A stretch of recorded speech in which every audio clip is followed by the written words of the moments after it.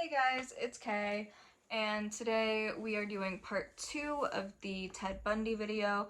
So if you haven't seen part 1, go watch that now. I'll leave a little link right up here. Oh, and if you're new here, hi, hello, welcome. We do true crime videos or videos about serial killers while just getting ready for the day and doing our makeup. So if you guys have any crimes or cases that you guys want covered, feel free to leave those down in the comments below. The first video we did,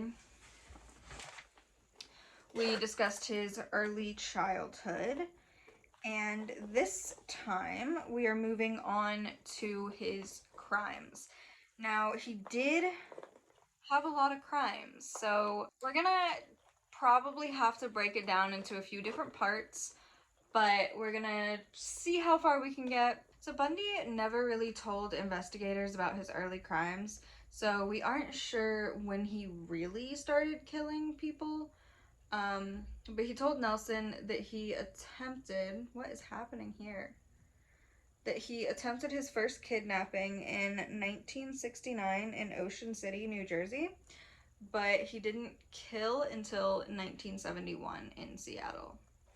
However, he told psychologist Art Norman that he killed 2 women in Atlantic City in 1969 while visiting family in Philadelphia.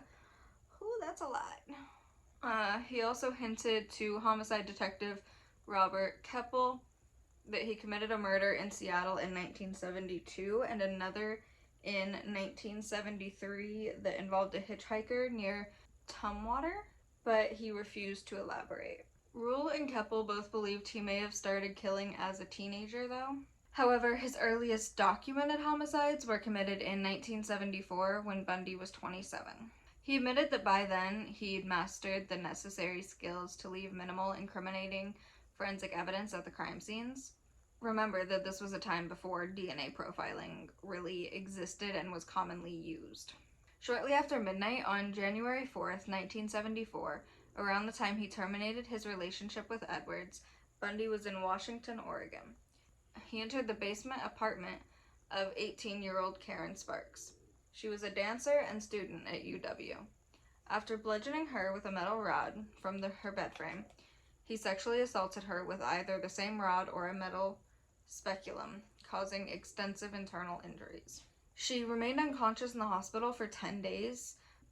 She did survive, but was left with physical disabilities afterwards. In the early morning of February 1st, he broke into the basement room of 21-year-old Linda Ann Healy, a UW graduate who broadcast morning radio weather reports for skiers. He beat her unconscious, dressed her in blue jeans, a white blouse and boots, and carried her away. During the first half of 1974, female college students started disappearing at the rate of about 1 a month, which is, it doesn't sound like a lot, 1 a month, but at the same time, for people going missing, that's an insane number. That's 1 too many a month, So on March 12th, Donna Gail Manson, a 19-year-old Evergreen State College student, left her dorm to go to a jazz concert on campus, but would never arrive. On April 17th, 18-year-old Susan Elaine Rancourt disappeared while on her way to her dorm after an evening advisors meeting at Central Washington State College.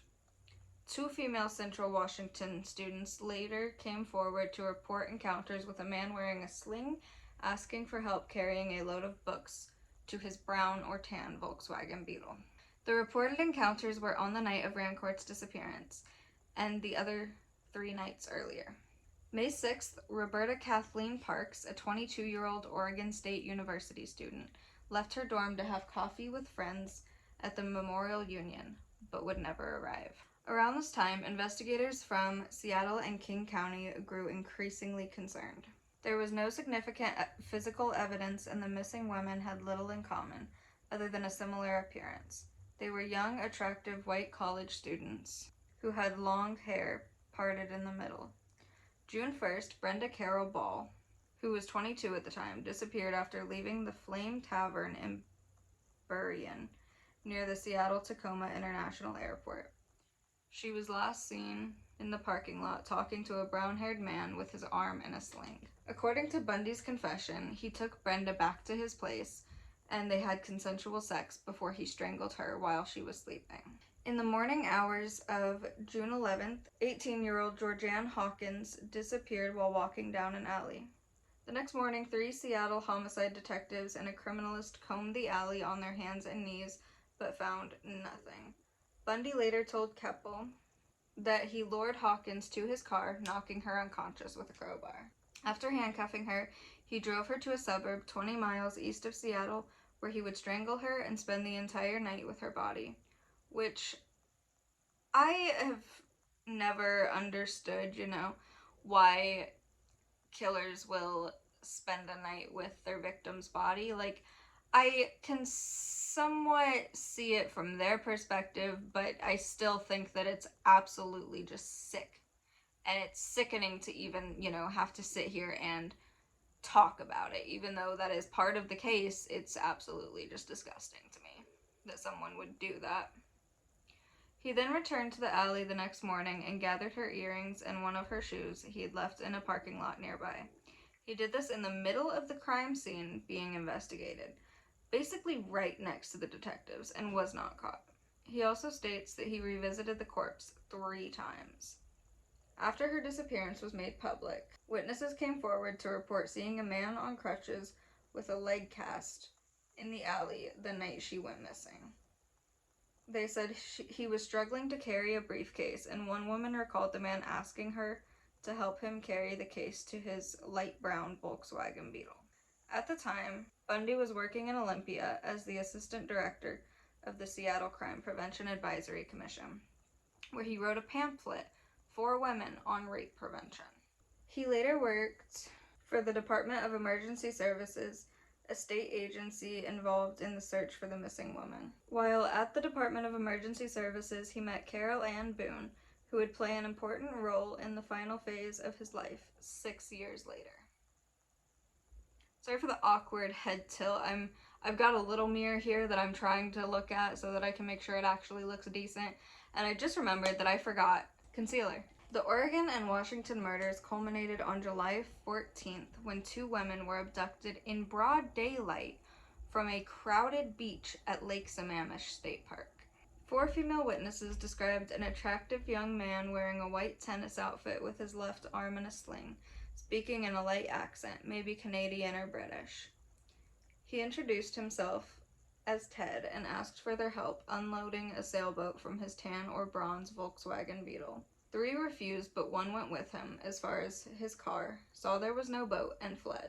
So really, so far, the only similarity that it sounds like the detectives have to go off of is the light brown or tan, or in this case, maybe even bronze Volkswagen Beetle. But in every encounter, it's either, and the sling, his arm or leg in a cast. 3 other women saw him approach Janice Ann Ott, a 23-year-old probation caseworker at the King County Juvenile Court with the same sailboat story, and watched her leave the beach with him. 4 hours later, Denise Mary Naslund, a 19-year-old woman who was studying to become a computer programmer, left a picnic to go to the bathroom and never came back. Bundy told Stephen McCod and William Hagmeyer that Janice was still alive when he returned with Denise, and that he made one watch as he murdered the other. But he would later deny this in an interview before his execution. King County Police, finally having a detailed description of the suspect and his car, posted flyers throughout the Seattle area. A sketch was printed in newspapers and broadcast on local TV stations. Klepfer Rule, a DES employee and UW psychology professor, recognized the sketch and car and reported that Bundy might be a possible suspect. However, detectives who were getting up to 200 tips a day thought it was unlikely that a clean-cut law student with no adult criminal record could be their suspect. So here you have someone who's saying, hey, I recognize this person, this is him, and detectives are like, we're getting a lot of tips, which is kind of fair, 200 tips a day, that's excessive. That's a lot of people to look at. But we don't think that's him. On September 6th, two hunters found the skeletal remains of Ott and Nasland near a service road 2 miles east of Lake Sammamish State Park. Other remains at the site were declared by Bundy to be of Hawkins. 6 months later, forestry students from Green River Community College located the skulls and mandibles of Healy, Rancourt, Parks, and Ball on Taylor Mountain, a place Bundy frequently hiked. Manson's remains were never recovered. In August 1974, Bundy received a second acceptance from the University of Utah Law School and moved to Salt Lake City, leaving Klepfer in Seattle.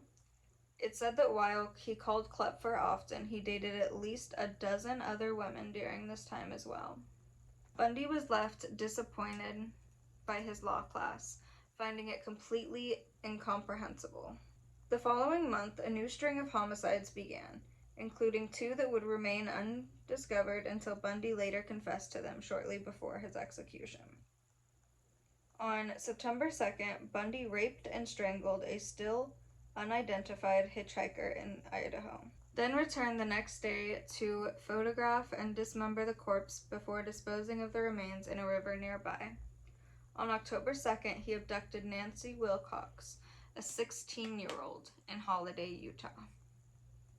He confessed that she was walking on a poorly lit main road when he parked his car and forced her into an orchard. He restrained Nancy, put her in his vehicle, and drove back to his apartment. He kept her there for about 24 hours before strangling her. Bundy informed investigators that her remains were never found. Honestly, I find his descriptions of what he says to the investigators to be rather unsettling. For one, that he retained all of this information about his crimes, and that he confessed to more crimes than they previously knew about. Of course, what he did was sick, but it still seems to me more sick to be able to recall all of this information. Anyway, on October 18th, Melissa Ann Smith, the 17-year-old daughter of Police Chief of Midvale, disappeared after leaving a pizza parlor around 9:30 p.m. Her remains were found in a nearby mountainous area 9 days later. Post-mortem examination revealed that she may have been alive for up to 7 days after her disappearance. On October 31st, Laura Ann Aim, also 17, disappeared 25 miles south of Lehi after leaving a Halloween party just after midnight. She was last seen trying to hitchhike. Her remains were found by hitchhikers 20 days after she went missing. Both Smith and Aim had been beaten, raped, sodomized, and strangled with nylon stockings. Years later, Bundy would describe his post-mortem rituals with their corpses, which included shampooing and applying makeup. On the afternoon of November 8th, Bundy approached telephone operator Carol Duranch at Fashion Place Mall in Murray, less than a mile from the Midvale restaurant that Smith was last seen at. He identified himself as Officer Roseland of the Murray Police Department and told Carol that someone tried to break into her car. He asked her to come to the station with him and file a complaint. When Carol pointed out that he was driving on a road that did not lead to the police station, he pulled over and tried to handcuff her. During their struggle, he put both handcuffs on the same wrist, and thankfully, she was able to open the car door and escape. And that is where we will stop today. So for the next video, we will be continuing his crimes, and hopefully we'll finish up that section about his crimes, and we will go from there into probably his arrest and time in prison. Thank you guys for joining me. If you have any cases or anything that you guys want to see me cover or look into, please feel free to leave that down below in the comments. And as always, feel free to like, subscribe so you don't miss future content, and I will see you guys in the next video. Bye!